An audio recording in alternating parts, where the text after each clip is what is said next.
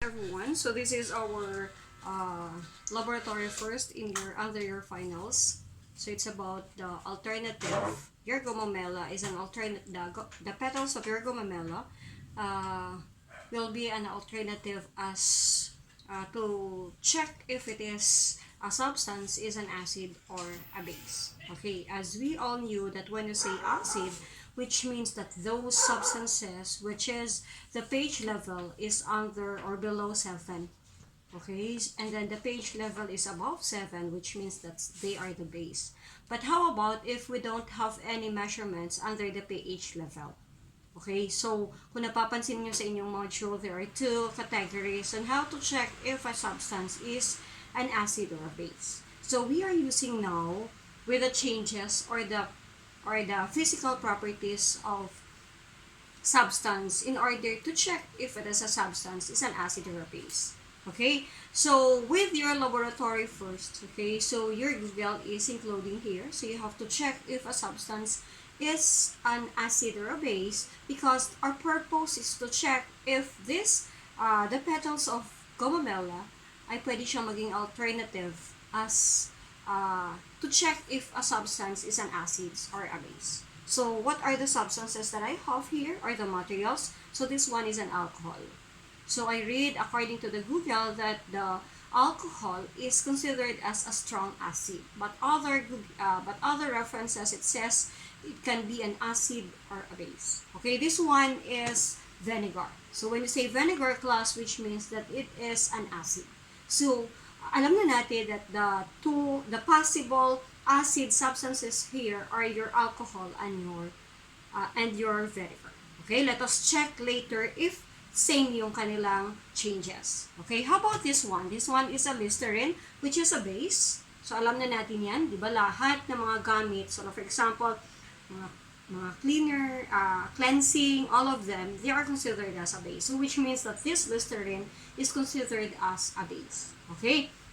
How about this one? This is a liquid dishwashing liquid, which is considered still a base. Okay? And this one is water. So, the water with a pH level of 7, which is considered as a neutral. Okay, in your pH level. Okay, so our needed here, as I have said, is about the petals of your gomamela. So, we use the petals of our gomamela. So, these are called as the petals of the gomamela. So, we cut out. So, we cut it. Okay. So, I use 5 petals. So, 1, 2, 3, 4, and 5. Okay? So, there are 5 petals here. And then, you will know, ang gagawin natin, we have to mash these petals. Okay. Then, we set aside. Okay, so I use the clean petal here. And then, ilagay ko yung petal ko na minamash ko kasi we use that later in the paper. And then I have also a scissor. Okay? I have also a tablespoon. I think a tablespoon kasi malalim siya. Okay? And this one is, we use paper. Okay? It is a clean paper. So if you notice a clean paper, a clean bond paper. So I cut it. This one.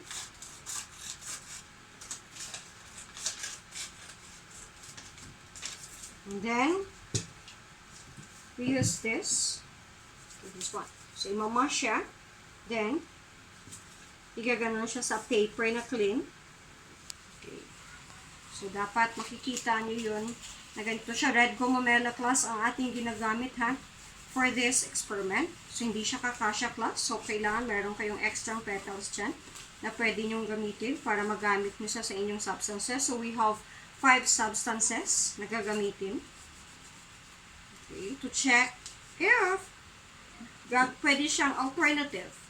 Okay, to check if a substance or to investigate if the substance is acid or a base. Okay, uulitin ko class the alcohol, according to other Google, is considered as a strong acid. Your vinegar is a strong acid. Your Listerine, your dishwashing liquid are considered as a base, and then water is neutral. So, dapat ganun ang mangyayari. Okay? So, we cut it. So, puputulin natin to class. Okay. So, nag-iiba ang kulay ng white bond paper. Gawa ng ating petals na minamush. So, 2. Dapat makabuo tayo ng 5 kasi meron tayong 5 substances. So, 3. 4. And then the last one here. Okay, so after that, set aside mo, you have to prepare your substances. So this one is water. Okay, class ha? So ang gagawin nyo, you have to label it para hindi kayo malilito. So lalagyan, kukuha ng paper, ilalagay kung gusto nyo. Then this one is paper. Okay. So then the other one, this is vinegar. Tatandaan ang ginagawa kasi baka mamaya mapagkamalan ang tubig ay ang vinegar ay ma-considered mo. Pero nangangamoy naman ang vinegar plus it. And this one is an alcohol. Okay. So, huwag na tayo magtansya kung ilang percent, kung ilang ml yung gagamitin natin. So, hindi ko naman ginamit talaga yung inyong tablespoon. Okay? Kasi ang purpose natin is to check naman if bilang alternative ang ating petals. And this one is the Listerine, as I have said, which is considered as a base. Okay. So this one is, okay, this one is a dishwashing liquid. So ito siya class. Ito yung base natin, the dishwashing liquid. And then the other one, which is what you call the Listerine. And this one is your water, which is neutral. This one is your vinegar. And then the other one, which is your alcohol. So dapat ito yung may considered as an acid, is 2, and then the other one is considered as a base. So, ito na yung ating ginamit na ang nilagyan natin ng petals. So, ang gagamitin ko muna is an acid, which is a vinegar. Okay, look at this class. What happened? Okay, so next. So, this one is an alcohol.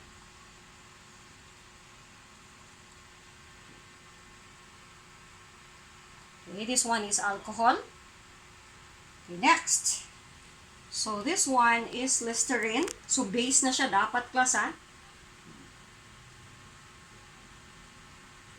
So, look at this. This is Listerine, which is considered as a base. And then, this one is a dishwashing liquid. So, base pa rin siya.